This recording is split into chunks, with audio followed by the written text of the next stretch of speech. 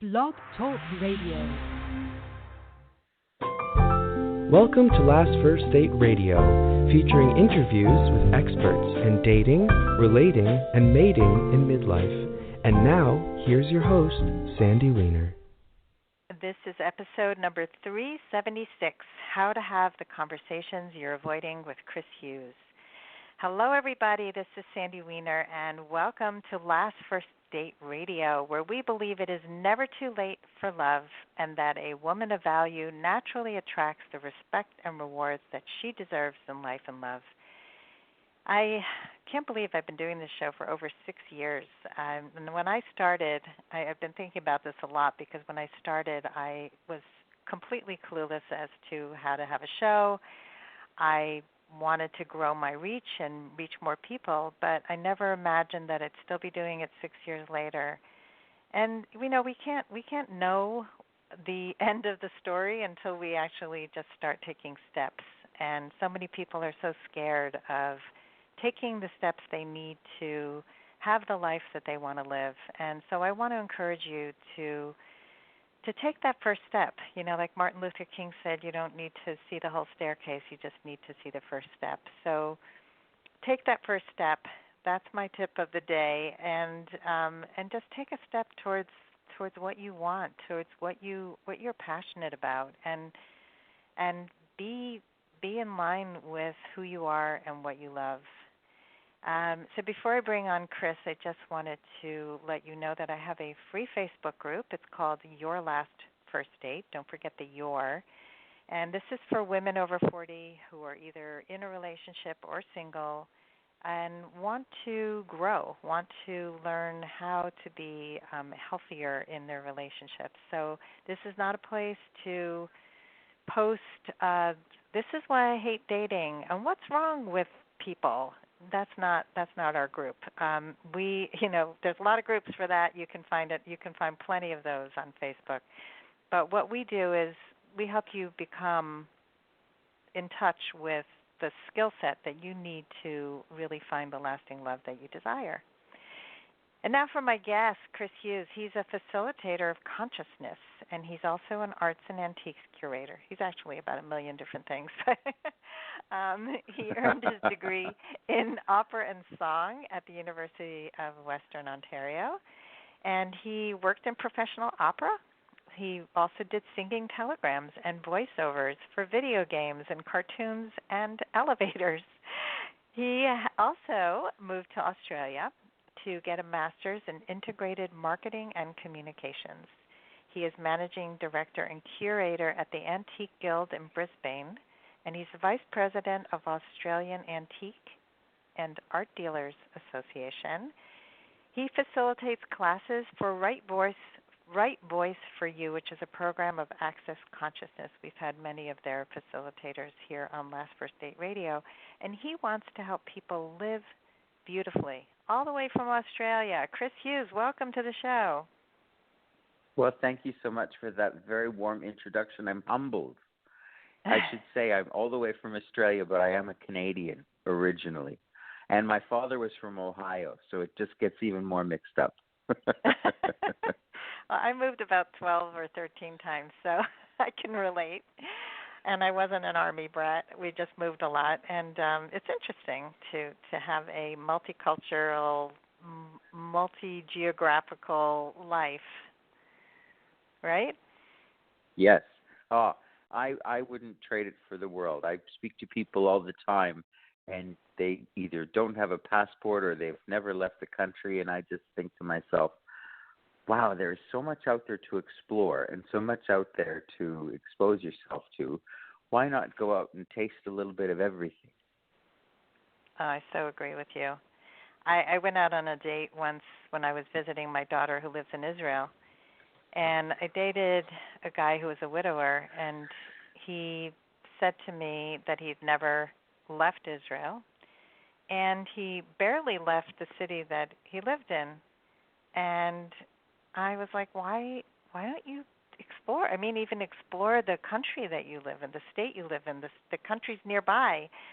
And then he was very limited in many ways in his thinking, and it was not the right match for me. But then he said, I'd like to come to America and visit you. I'm like, wait a minute, you haven't even left your city, and you're coming to, okay. But, yeah, there's so much to explore outside of where we live. But a lot of people are afraid of change and afraid of, like, what if I get lost? What if I don't know the language? So I know this isn't really our topic today, but what is something that helps you when you're in a new country? Well, one of the, I think the key things whenever you're somewhere new, and whether that's the landscape of a relationship or the landscape of the planet, is I focus on letting go of my expectations. Anytime that you have an expectation or a desired outcome, or you're searching for a specific result, you kind of limit what can be to what you've decided it should be. So, if I'm somewhere new, I never try and compare it to where I've been before or expect it to have certain things or be a certain way. And then things can just show up as they are. That is beautiful, and a lot of people struggle with that. They want to control the outcome and can't let go. It's really, really hard. Yeah. So what helps you to let go? Well, it's really just a choice. It's there's no real doing of it. You just have to examine what your thoughts are, what your expectations are of something. And just look at it and go, okay, I'm upset about this, or I'm upset that this isn't turned out the way I think it should be, and change your point of view. Like, say, for example, I travel to Italy a lot, and one of the peculiar things about Italy is in all the hotel rooms, they don't have an iron. And I know that might sound like a really ordinary, simple thing, but when you are getting up in the morning and need to get dressed to go to work or go out for lunch or dinner or something, you want to press your shirt. And as part of their local laws and customs, that's not possible. You have to pay the hotel to iron it for you. And because of fire regulations and too many people burn down hotels, that's the way it is. And you can get upset about that. I mean, it's your choice. You can bring a travel iron. You could get upset about it, or you can go, okay, things are different here. Cool. No problem. Right. Yeah, we always have choices. So choices. it's more just a change in attitude. Yeah, exactly. Yeah. Great. All right, so let's talk about the topic at hand. And we're going to be speaking about having those conversations you're avoiding. So what are some of those conversations that people don't want to have? Yeah, well, again, from what I've discovered talking to people, it once again is usually the place where people have got an expectation or a decision in place about what is going to occur if they have those conversations. Like, say, for example, in business, having conversations with staff that are maybe not performing at a level that you're happy with, or if, say, you've got a coworker who's saying or doing things, or even employer who you're not very happy with, or you feel a little bit put upon, or you're uncomfortable with their behavior. Usually we stop ourselves from having those sorts of conversations because we're afraid of confrontation. And we're afraid of really calling things as they are because we're worried about how people will then perceive us. And what I usually do for people is turn that on its head a little bit. And a great example I can give is I've had a staff member who's worked for me for quite a while, and we developed a bit more of a friendship than just a boss and employee relationship. And there were some things going on in his work performance that were, let's just say, a little bit lackluster. You could probably even push it so far as to say lazy. And I was not calling him on those things and asking for things to be different because I, at the time, wanted to be perceived as a nice guy. So I'm sure there's lots of people out there who have a similar thing going on where they want to be perceived a certain way. And it occurred to me at a certain point that he couldn't change his behavior and have another possibility available to him unless I grabbed the reins and said, you know what, this doesn't work for me. I know you're my friend, but you can't do this anymore. You can't show up late. You can't do half the work you're supposed to do because we're friends. You need to do more if we're friends and you actually care about me. Great. And I put him on the spot a little bit, not from a space of ultimatum, not from a space of do this or you're wrong, but from really stating what was true for me. Mm-hmm. And some of the things I said to him were quite strong. I said things like, look, I'm starting to resent having to pay you your wage because from my point of view, you're not actually earning it. And from here on in, we're going minute by minute. We're not going to assume you have a job tomorrow. I'm really sorry to do this, but I can't proceed, and I don't want to do you the disservice of how you're going to engage with future employers if this continues. So it was very direct. It was very clear. Some people might listen to that and go, wow, I don't know if I could be that intense. But as I say, once I got over my point of view of what he was going to think of me afterwards, or whether we would still be friends, or et cetera, it actually created space for something totally different to turn up.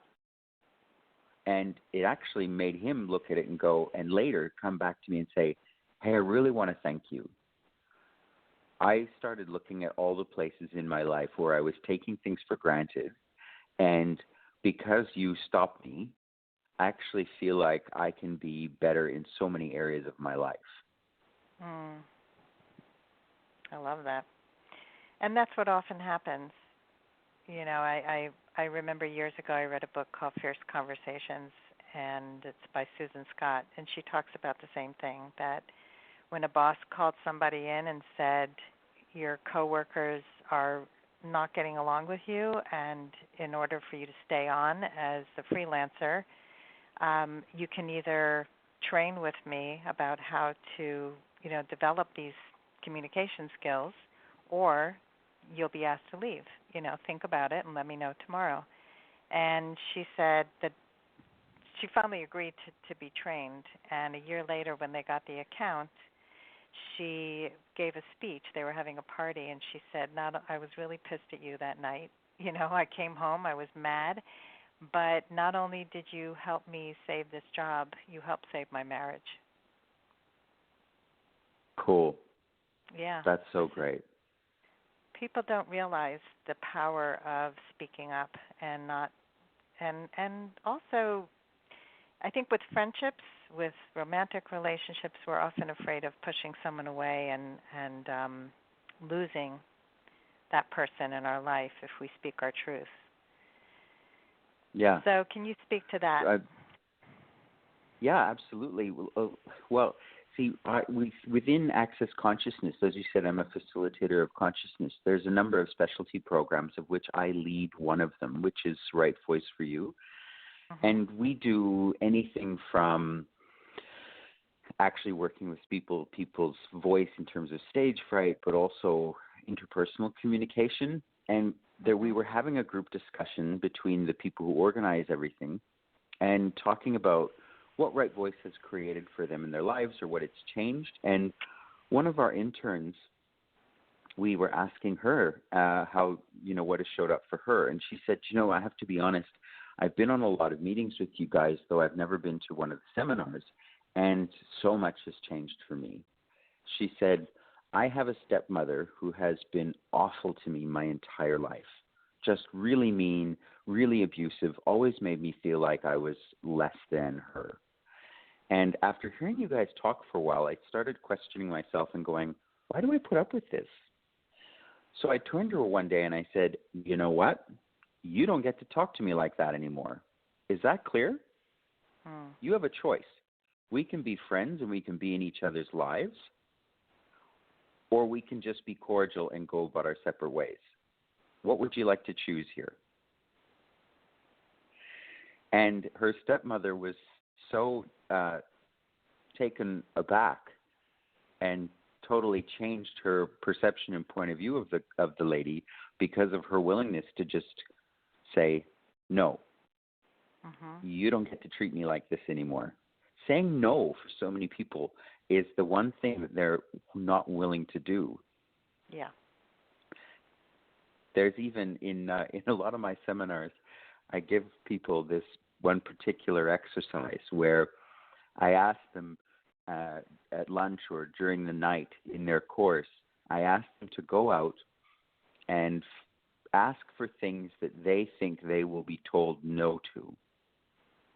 I say, go speak to 3 people, not from the class, and ask for something that you're sure they'll say no to. And what people invariably come back and discover is most people don't want to say no. They will do anything to try and please you or try and give you what you're asking for. I even had one woman at a seminar in Buenos Aires. She thought, okay, I know exactly what to do. She called her ex-husband and she said, darling, in the divorce, you got 3 houses and I got 1. Do you think we could even this out and you could give me another house? And she was sure he would say no. But he said, okay, let's meet on Monday with the lawyers. And wow. He gave her a house. That's a big yes. Yeah. Yeah, I mean, it's so true. I teach a course on boundaries, so this is my language. And I was speaking to one of my children recently who has been saying yes to a lot of invitations that she wants to say no to. And so I asked her if she would like some tools to be able to not say yes when she means no. So I always check in now because I don't like to impose my opinion or give advice when it's not solicited. And I talked to her about the pause of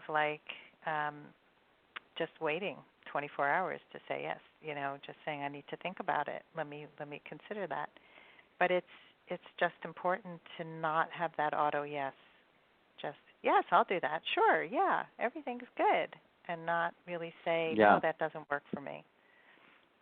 Exactly. In my relationship, or my marriage rather, I have had the tendency to always be the one to go, yes, yes, yes, and agree to everything. And my travel schedule would fill up to an extent where it would be unworkable. And my husband is more is a more conservative sort of person, and he's more likely to go no first and then think about it. And it's been such a gift for both of us to see each other's perspective and point of view and go, for me to go, hang on, I don't have to agree to everything, and vice versa, for him to be able to look at it and go, oh wait, what if no wasn't always my initial reaction?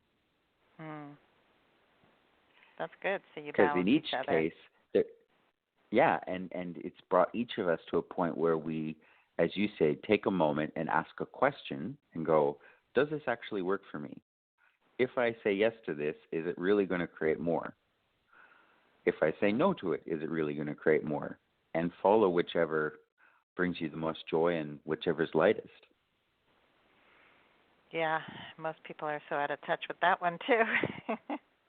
Yeah. Yeah, so this consciousness, and that's why it's called Access Consciousness, to really elevate how you are in the world. So people who say no all the time. I actually spoke to somebody recently who was a potential client. She said, I don't have a problem saying no. I say no all the time. I have a problem saying yes. And so people can have, a tendency to go either way, and both are unconscious if that's all you're doing and not really thinking about it. Yeah, well, if it's not an actual choice, it's a knee-jerk reaction, then it isn't consciousness. Because consciousness, the way I look at it, judges nothing and includes everything. Mm-hmm. And when you're willing to include everything, you examine every choice, even if it seems like a silly little inconsequential choice. You examine each of them as potential to create more. Less separation and more inclusion of everyone and everything. Mm-hmm. And that doesn't mean you have to say yes to everything. Mm-hmm. Sometimes it will create more if you say no. Yeah, it's true. It certainly creates more space when you stop saying yes to the things that don't work for you. Yeah, and aren't really true for you. Yeah, and a lot of people don't know what's true for them. So that's step number one. What does light you up? What makes you happy? What brings you joy? So when we're communicating in a relationship, and I want to run something by you. It's a situation that one of my clients shared with me today. So she's been in a relationship with him for about 6 months, and they had a big blow up recently, and basically started to just run by each other all the lists of what's wrong with each person and what needs to change. Oh, good. And so she's going to have dinner with him tomorrow night, and I was talking to her about how to bring up tough situations. What I found is that a lot of the issues were about triggers, and they were about some of the things is how we respond to our triggers. Like, for example, when she loses something and she's muttering to herself, I wonder where that is, and then he'll step in and go, did you try here? Did you look here? Did you do that? And it makes her want to kill him. So in a situation like that where she's now fuming because she's made up a whole story about the fact that, well, when you do that, I mean, she doesn't say this out loud, but when you do that, you're telling me that I am incapable of finding things by myself, and you basically have disempowered me, so leave me alone, get away. And then they both end up unhappy. So how would you handle a situation like that? Well, first of all, I would address that list that they've come up with, where these are all the triggers and all the whole story that they've built around on why each of those particular things creates a particular result. Like she's, as you've just described, has the story built around when he helps me look for the keys, it makes me feel like this, etc. The biggest, again, get back to one of the first things we talked about was that it's all our expectations of how someone should be and how someone should react. There's a place that I look for in any relationship where we have a level of intimacy with each other. And intimacy, I don't mean a physical, sexual intimacy, but I mean an intimacy where we have trust, we have allowance for each other, we have gratitude for each other, we have honoring of each other, all of those energies for those to be present. So I would look at all the things that you've decided are wrong or annoy you about the other person, and I would go, okay, if I was having gratitude for this person, how could this be different? Not trying to make it wrong or counter it with the opposite. Just go, hey, what if I could celebrate this part of this person? Like, say, for example, in my own marriage, my husband and I have a really different way of being with money. Our financial realities are totally different. I'm a shopper. I like to spend. I like to invest in different things. He's a lot more conservative with his money and likes to keep it saved. Recently, we had a really good month and we had made a lot of money. And I said, honey, why don't you go out and enjoy some of our money and go shopping? And he came back with 4 pairs of socks. And some people would go, oh, he's not enjoying it. He's not having any fun with it. He's so silly. Why can't he go and have fun like I do? But therein lies the rub. Like I do. Has nothing to do with what they actually desire. Yep. Like when the husband's trying to help someone find the keys, you have to get that in their world, that's being a contribution. So what if you could honor their willingness to help and go, hey, thank you for trying to assist me here. You don't need to fix me, and I really appreciate you trying to help. Mm-hmm. Like, be grateful for it showing up as it shows up. Yeah. Yeah, and I told her that allowance too. for the other person. Yeah. The problem when You've don't been doing acknowledge this forever. You're great at this. No, the problem when you don't acknowledge is that he started to feel like he was useless in the relationship. And I think a lot of people end up like that, like, why am I even here? Because obviously you don't need me.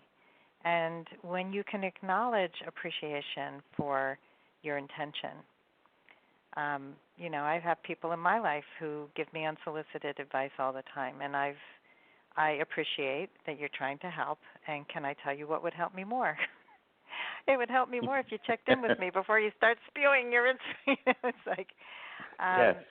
Thank you very much for your point of view. Yeah. Yeah, but it's also, something I was listening to something recently, and that, again, we think of things through our lens, like you said before, like I do, like I would do, and and it's once we get out of that mindset, it is so important. But we also have to communicate what our needs look like. So, for example, I was listening to some expert talk about I need comfort. What does comfort look like to me? It's going to look different possibly to me than it looks to you. So that means I want to be hugged. I, want my hand held. I would love to eat some pasta. Whatever comfort looks like. But to me, comfort might look like taking a walk by myself in a forest. I don't know. So we have to be that explicit about what we need and what it looks like. Right, and have no shame around asking for it. Yeah. Being able to say to your partner or somebody in your life and go, hey, I actually really need or really desire X, Y, and Z. Is that something you're comfortable with? Mm-hmm. And being able to have that conversation without fear of their reaction. Mm-hmm. I would like people to be able to ask for whatever it is they require and desire without shame, and without guilt. Mm-hmm. Yeah, that would be an and amazing just world, being right? able to ask. Yeah. Like if people around you actually were able to speak what was true for them and what they actually desired, instead of hoping for you to get it via subtext, mm-hmm. Oh my God. Things would be so much simpler. Oh man, that is so true. And I grew up with a lot of mind reading and a lot of projection and passive aggression, and it's no fun to be in that space. It's like, just tell me you're pissed at me. Tell me I pissed you off, because I can handle that. Yes, exactly. And then we can talk about it or not as you desire. Exactly. But if I'm just supposed to read your mind, so one of the tools I use to navigate that is I ask two questions. I ask, what do they expect of me, and see what comes up. And then I ask, what do they require of me? Because from my point of view, what they require is the truth of what will actually create a different possibility and create change. And what they expect is more often the projection they have of what I should do or I'm wrong. And rarely are they the same thing. I love that. Yeah, the shoulds. The shoulds are where we get tripped up. It's like, and who does that? And they shouldn't have done that. I would never do that. Yep, every should that you don't you don't complete makes you wrong. What if you were never wrong? Yeah. You're just What different. Mhm. Isn't that a concept? So the people get really trapped in that right or wrong thing. So what do we do in that case when you get into that trap of I need to be right? Again, you have to be really honest with yourself and go, hang on a minute here. Is it more important to me that I'm right now or that I'm free? Is it more important to me that I'm right in this instance or that I'm happy? Because there's so much freedom and so much happiness in not needing to be right. All those conversations that we're avoiding having is because we don't want to be wrong. But if you're willing to be wrong and just own it and go, hey, you know what? I don't have all the answers. I'm not always correct. I don't have a perfect relationship. I'm not perfect. And being willing to go, okay, hey, universe, show me. Show me another possibility. If I didn't need to get it right, and be perfect, what else would be possible for me? And you start living from the joy of life instead of getting it right. Yeah. Yeah, and that's probably like a lot of protection of ego and all the other stuff that keeps us from having the relationships that we want. Yeah. And our projection of what it's supposed to look like. Oh, yeah. And we have terrible ways of understanding relationship because of what people show us in the world. Yeah. And, yeah. Yeah. So, Chris, there's so much more to say about this, but unfortunately we are at the end of the show, and I would love to hear from you some final words of wisdom for people who want to go on their last first date. For those who want to go on their last first date, I would suggest that you give up any idea of what you think it's supposed to be and be willing to go on the adventure and ask yourself, if I was really being me and really having fun with my life, what could this look like? And then just follow your nose, follow the energy and see what shows up. But not from a point of view of what it's supposed to be, but what you feel like having today. Yeah, get rid of what it's supposed to be, and I love that. So much of the adventure is not knowing the ending. It's the being open to what shows up, the surprises. Yeah. I like to, and I tell people all the time. Yeah, because if you have this fixed idea, you actually could have met the right person and not even recognize that person. Absolutely. When I met my husband, I know we need to wrap up here. He told me I was a dickhead without, pardon my language, but I'd written a dating profile saying I was looking for the Oscar Wildes of my generation. And he wrote to me saying, you don't know what you want. You're a so-and-so. And I went, interesting. And so we got to chatting for months before meeting. So he wasn't afraid to call you out. And he has all the qualities that I was looking for. Oscar Wilde? Didn't look like what I thought, though. Yeah, it's everything you need that you don't realize, because a lot of people have a fixed idea about what they want, but they don't know what they need. It can be very different. I employ a lot of young people, and they all have this funny idea of what they need that has nothing to do with what would actually make their life greater. Yeah. Yeah, it's ticking off the boxes. That's what got me into the wrong marriage. It's, that looks good. Tick, tick, tick. And then, no, it did not work. Well, this has been amazing. I just love this topic and love spreading this wisdom. I got this beautiful message from a woman on Instagram about a month ago who is 30 years old. She said, I'm not in your age demographic, I'm not in midlife, but I have gained more wisdom from your podcast than any other place and that I've searched. And she said that this has helped her to know that she's enough, and it's like this little voice inside of her is growing. And to me, to be able to bring experts like you to give people a new perspective, to help them understand that they have the power within to create the relationships they want, both with themselves and with others, that's priceless. So thank you for helping me on that journey. Thank you for having me. It's been a great honor. Thank you. And thanks, everybody. Oh, we just tell us where we can find you, and then I'll put that in the show notes as well. Look, I have a website called MrChristopherHughes.com, Mr. as in MR. You can also find me on the Access Consciousness website, and both of those have sort of up-to-date listings of all of the different seminars I have coming up, or some free videos and downloads, that sort of thing. So, yeah, reach out and find me. All right. Well, thank you. Thanks for doing this wonderful work in the world. And thanks, everybody, for listening today. And if you love our podcast, please rate and review, subscribe wherever you listen to podcasts.